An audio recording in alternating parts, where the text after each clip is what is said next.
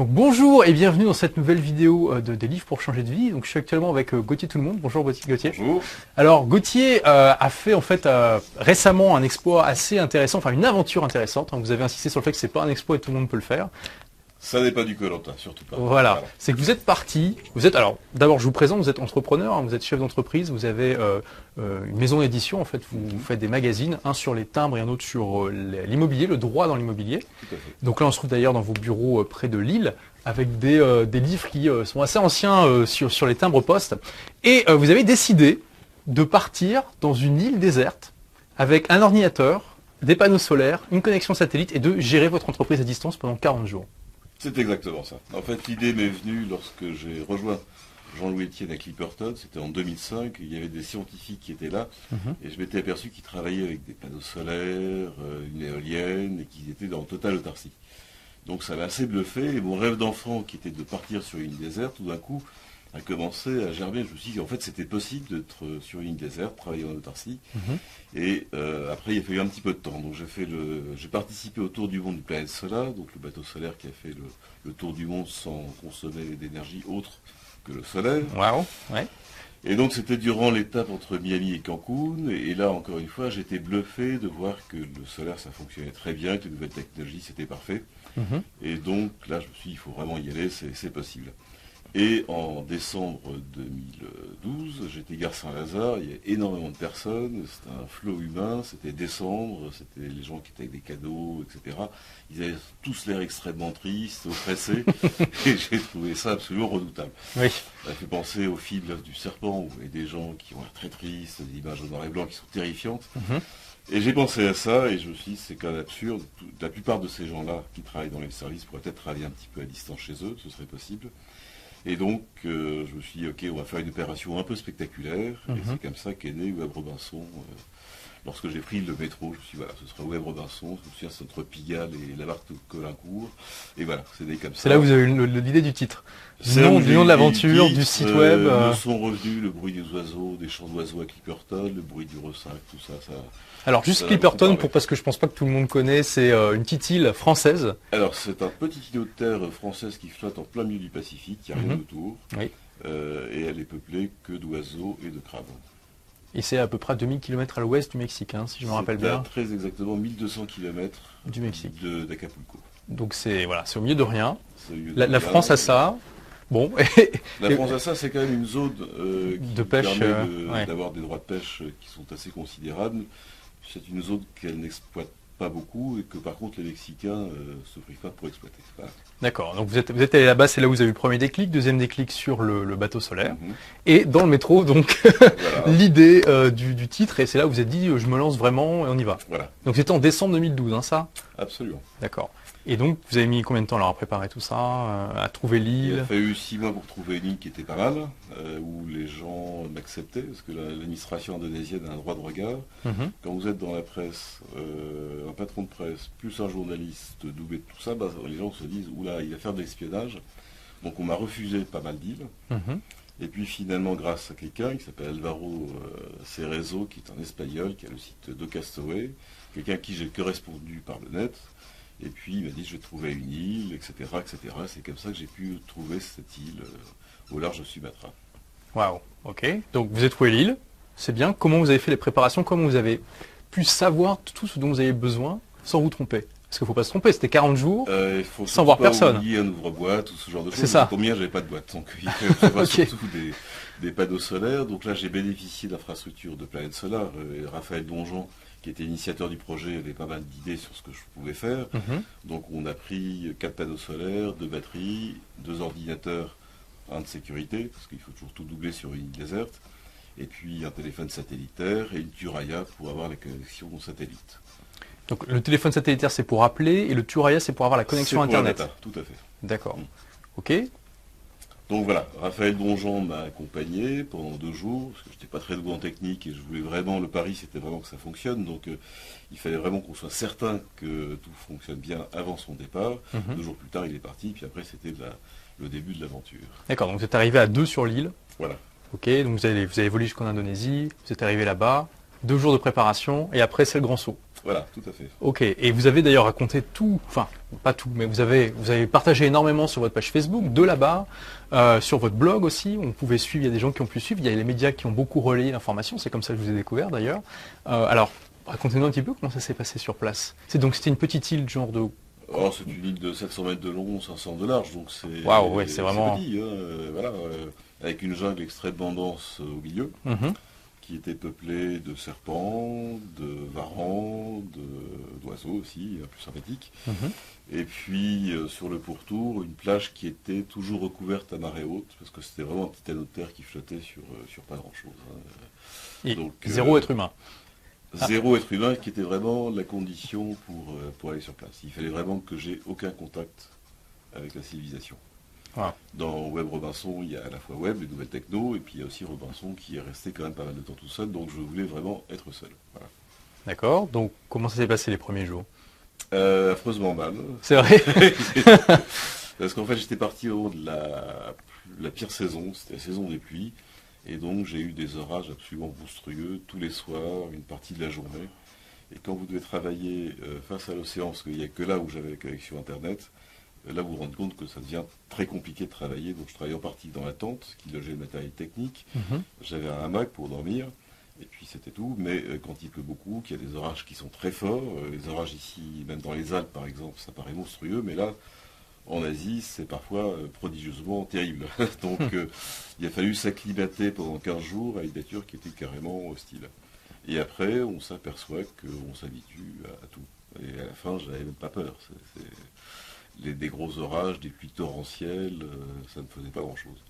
Et puis il y avait aussi peut-être la crainte que votre matériel en souffre, parce que sans votre matériel, vous ne pouviez plus faire votre challenge. Certaines nuits, j'ai dû me lever, sortir du hamac, reprendre mes panneaux solaires, remettre des bouts pour bien les ficeler. Enfin, c'était assez sportif. Hein. Donc j'étais occupé de 5 heures du matin, avant le lever du soleil, jusqu'à 11 heures du soir. Ça, c'était votre journée typique. C'était une journée typique, avec juste 2 heures pour moi, le temps de déjeuner, dîner, m'occuper des animaux également. Puisqu'en fait, il y avait des rats sur cette île. Donc, lorsqu'Alvaro Cerezo a fait la reconnaissance de l'île, il a dit, bon, tout est très bien, mais pendant toute la nuit, j'ai des rats qui me grimpaient dessus. C'est un peu spécial. Ah oui. Voilà. Ça devait, oui. Donc, ma grande crainte, c'était pas les rats en tant que tels. J'étais vacciné contre la rage, donc tout allait bien. Mais c'était surtout qu'ils viennent grignoter les fils électriques. Et à ce moment-là, toute opération tombait.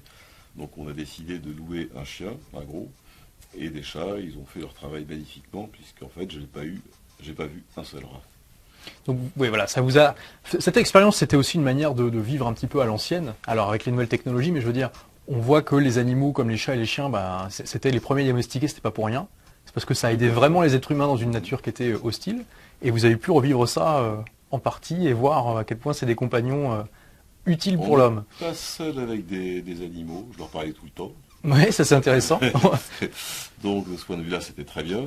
Il n'y a pas eu de vrais moments de solitude, sauf peut-être au moment des grandes tempêtes, parce qu'il y a eu des très grosses tempêtes, et c'était une île qui était quand même potentiellement peut-être submersible, donc vous ne vous sentez pas forcément très à l'aise.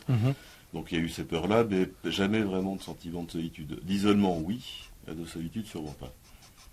Et en fait, quand vous êtes sur une île déserte, si vous ne travaillez pas, c'est relativement facile de s'en sortir. Vous pouvez pêcher, vous pouvez manger des plantes, donc tout va bien. Quand vous devez travailler et être sur une île déserte, assurer une partie de votre subsistance, c'est là où les choses se compliquent singulièrement. Donc Alvaro m'avait dit c'est quasiment mission impossible, mais bon courage. Encourageant. Bon courage, il en a fallu. Oui. Il en a fallu parce que lorsque vous passez 3 heures à pêcher un poisson, ça veut dire que vous prenez du retard sur 3 heures sur votre emploi du temps. Le travail classique que vous devez faire. C'est comme ça que vous travaillez très tard et à ce moment-là, ça devient très pénible. Donc j'ai fait une impasse sur la nourriture et j'ai quasiment mangé que du riz et des pâtes pendant 40 jours. Donc c'était le riz et les pâtes que vous aviez amenés. Tout à fait. Et vous me disiez aussi, quand on discutait un petit peu pour préparer l'interview, que vous n'aviez pas non plus, vous n'étiez pas éduqué suffisamment sur le type de poisson qui était comestible, le type de plante qui était comestible. Absolument. Lorsqu'on part sur une déserte et que vous faites l'impasse de quelque chose, vous savez que vous allez payer très cher. Donc j'avais tout préparé sur le plan technique, sur le plan du boulot. Et par contre, la nourriture, effectivement, j'ai mérité 14 kilos, je suis revenu avec des grosses carences alimentaires. Voilà. On le paye cash, hein, pas de problème. Mais bon, vous avez survécu en tout cas. J'ai survécu, oui, tout à fait.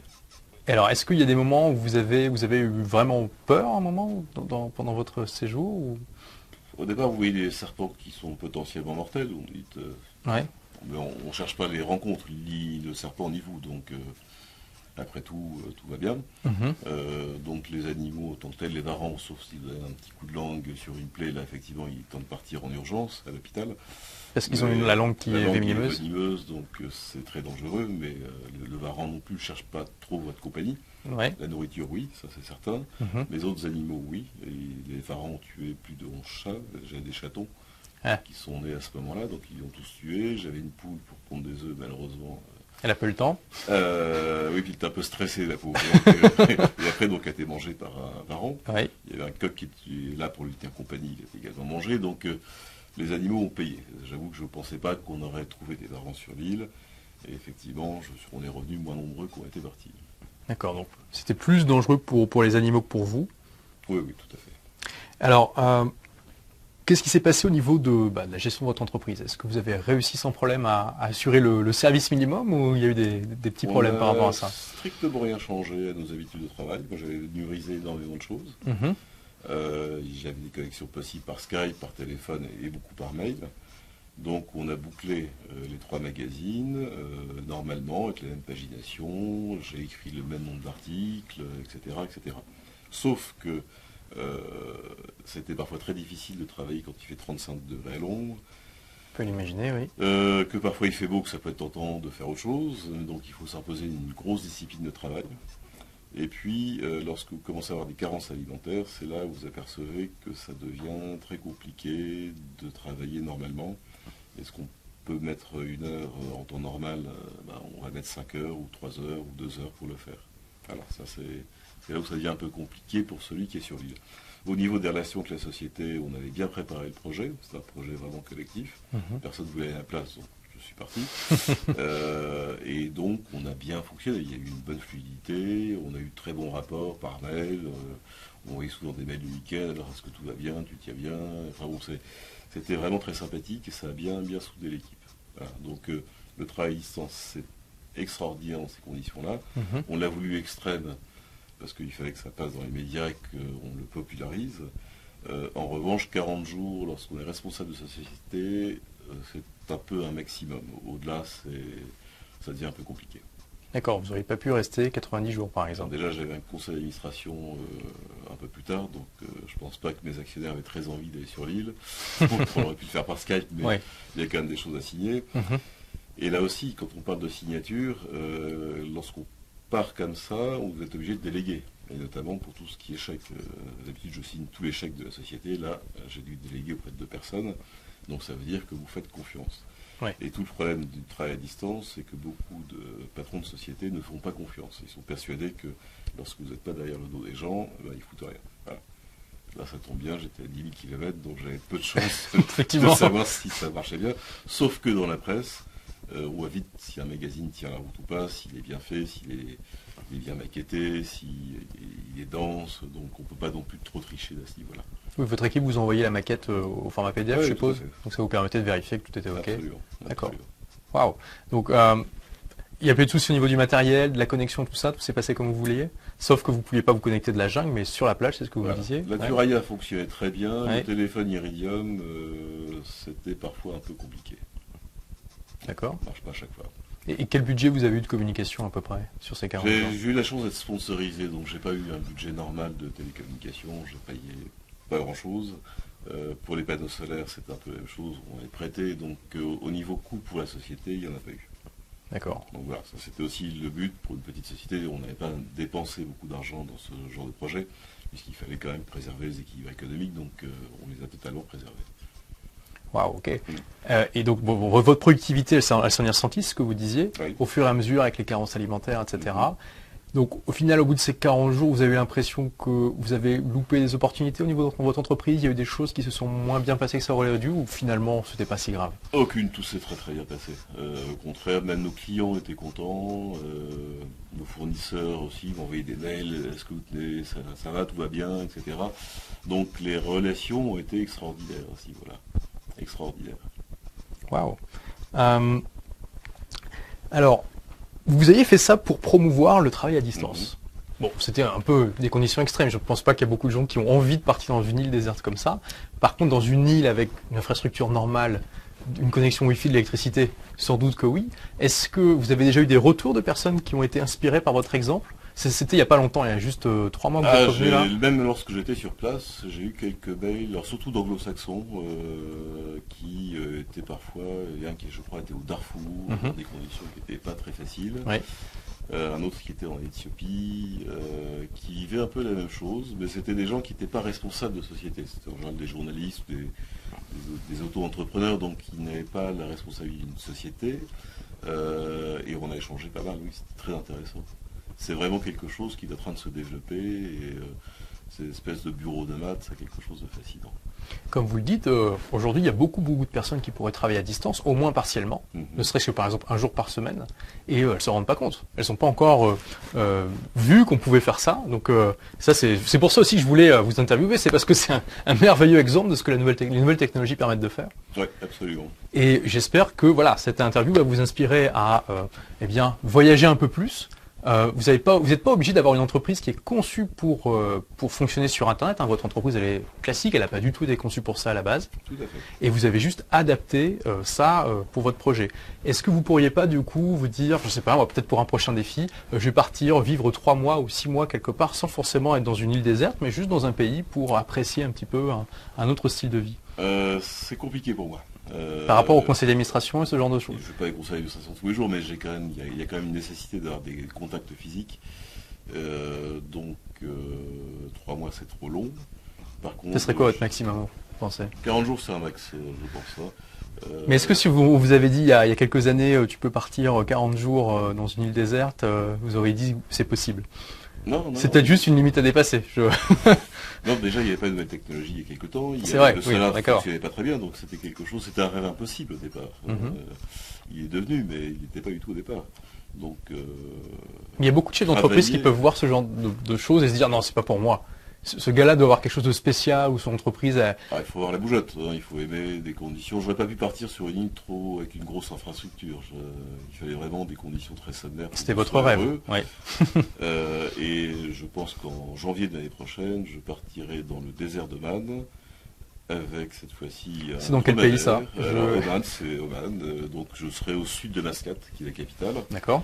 Et je partirai avec un dromadaire, mes 4 panneaux solaires, le téléphone satellitaire, 2 ordinateurs. Et donc là, ce sera un bureau qui sera un petit peu itinérant, nomade, mais toujours avec le but de voir personne. Donc on évitera les oasis, etc. Voilà, donc le désert, c'est plus dur. Il fait très chaud la journée, très froid la nuit. Il y a beaucoup de serpents, beaucoup de scorpions. Donc là aussi, on se met en danger, mais c'est ça qui met un peu de piment dans la vie. Et vous devez prévoir l'eau là, du coup? Ah là, je suis obligé de prendre de l'eau, oui, clairement. Ah oui, donc vous devez prévoir de l'eau pour 40 jours, c'est 40 jours aussi? Ouais. Ça représente beaucoup d'eau, je sais pas. Il faut, dans ces conditions-là, en gros, 2 litres d'eau par jour. Donc il faut 80 kg d'eau. Voilà. Bon, c'est pas... faut prévoir, avec le dromadaire, ça devrait aller. Le dromadaire, ça va, oui. Donc ça y est, vous avez chopé le virus, là, Il n'y a pas de problème, non, au contraire. Ce sera toujours la promotion du travail à distance. Je pense que ça peut aider notamment des gens qui seront handicapés, qui aimeraient bien travailler chez eux. C'est vrai. Ça peut aider des femmes qui élèvent des enfants, qui parfois ont besoin d'arriver tôt chez elles. Et puis aussi des gens qui pourraient travailler dans des endroits peu peuplés de France, le centre de la France par exemple, et puis se dire ok, je termine les embouteillages, le métro, etc. Et je travaille de chez moi dans un cadre agréable. Ça peut vraiment beaucoup améliorer la qualité de vie. Ça peut complètement la transformer. Sans qu'on ait besoin de demander une augmentation ou de changer de boulot, simplement en travaillant différemment. Ce sera une question d'évolution de mentalité, à la fois chez les salariés, mais aussi chez les gens qui ont la responsabilité d'eux. Donc il y a vraiment une évolution à faire de part et d'autre. Oui. Alors après, voilà, ça a beaucoup d'avantages et aussi des inconvénients, notamment on perd on perd cette socialisation, on va dire, avec le personnel de l'entreprise. Vous pourriez pas faire plus de 40 jours. Est-ce que vous pensez que Enfin, je pense qu'il y a des gens qui sont faits pour ça et d'autres pas. Est-ce que vous pensez qu'on va plutôt s'acheminer vers une manière de fonctionner mixte, c'est-à-dire peut-être 2 jours par semaine en entreprise et le reste à distance? J'y crois beaucoup à ça. Oui. Ou éventuellement des centres où il y a des gens... D'espaces de co-travail. Voilà, exactement. Oui, ça se développe beaucoup. Ça permet de se retrouver devant une machine à café le matin, de discuter. On ne peut pas non plus vivre en Robinson. Hein, ça n'a pas de sens. Oui. Voilà, c'est ça. Donc l'avenir, ce sera peut-être beaucoup de personnes qui travaillent de chez elles pour des entreprises différentes, mais qui se retrouvent dans des endroits spécifiques pour avoir cette socialisation, échanger des blagues à la machine à café, enfin tout ce qu'on fait dans une entreprise classique, sauf que là, ça sera des gens qui ne seront pas dans la même entreprise. Voilà, sur l'île des Airs, parfois, on peut aussi, lorsqu'on est seul, avoir des réactions un peu curieuses. Oui. Il n'y a plus personne pour vous parler, etc. Je utilisais très peu Internet, donc c'était un jour après beaucoup de pluie et pas mal de fatigue. J'ai une poule qui est venue manger dans ma casserole de riz. Et j'ai pas du tout apprécié, et je me suis aperçu que je courais derrière elle avec une machette. Et à ce moment-là, vous dites que effectivement la trop grande solitude parfois peut créer des Comportements un peu des bizarres. comportements extrêmement étonnants. Bon, enfin, c'est arrivé une seule fois, mais imaginez quelqu'un qui reste 2 ans sur une île déserte. Il y a de quoi devenir fou, ouais. Ça peut rendre cinglé. Donc il faut un très gros mental. Il ne faut surtout pas que des gens aient cette tentation-là, en se disant j'ai des problèmes, je vais les régler là-bas. Si on en a, il ne faut surtout pas partir. Il faut être bien dans sa tête pour éviter de courir après les poules. D'accord, faut pas être c'est ce que vous disiez. Enfin, aller dans une île pour régler ses problèmes, c'est une mauvaise solution parce Surtout que pas, surtout pas. en fait les problèmes vont apparaître encore de manière encore pire. Et ils s'amplifient et vous n'avez personne pour vous raisonner. Non, c'est dangereux. Ouais. Ok, waouh, je pense qu'on a eu un bon aperçu de votre aventure, de tout ce que vous avez fait. Donc, vous êtes content aujourd'hui d'avoir fait ça? Très, si c'était à refaire, je referais exactement la même chose. C'est vrai, il n'y a pas des erreurs que vous avez faites que vous... À part la nourriture, non. Donc pour le désert, il n'y aura plus de pâtes et de riz, ça sera un peu plus varié, c'est ça? J'aime bien toujours le riz, donc il y aura du riz, mais il y aura peut-être d'autres choses. Il y aura peut-être des fruits, par exemple, pour éviter les carences alimentaires. Alors pendant 40 jours, il faudra les conserver, ça va aussi être un défi intéressant. C'est tout l'objet de la préparation, c'est compliqué. Donc pour janvier 2015, hein, c'est prévu? Janvier 2015, tout se passe bien. Voilà, et là vous me disiez, vous êtes en train de préparer un livre qui va raconter cette expérience. Sur l'île déserte, oui. Bon, il n'a pas encore de titre, mais il est prévu pour cette année. Il 2014. est prévu pour cette année, il sera publié chez Artaud. Date de publication prévue? Novembre-décembre, je pense. Novembre-décembre. Bon, on va regarder ça avec attention. Donc, en tout cas, pour ceux qui veulent, revoir ce défi à l'envers, bon, puisque tout a déjà été publié, donc ils peuvent aller voir Web Robinson. Le blog, il y a aussi le groupe Facebook sur lequel vous avez tout partagé. Il y a les photos, les commentaires au jour le jour. C'est vraiment passionnant à lire. Moi, j'ai tout relu pour cette interview et c'était vraiment très très intéressant. Donc, je vous encourage à aller voir. Donc, merci Gauthier d'avoir partagé ça avec nous. Bravo pour ce défi. Hein. C'est génial. Moi, j'adore les entrepreneurs comme ça qui font des choses qui sortent un petit peu de l'ordinaire et qui essaient de promouvoir comment on peut utiliser les nouvelles technologies de manière intelligente pour faire quelque chose de différent. Donc, merci d'avoir fait ça et donc à bientôt pour de nouvelles aventures. À bientôt. Au revoir.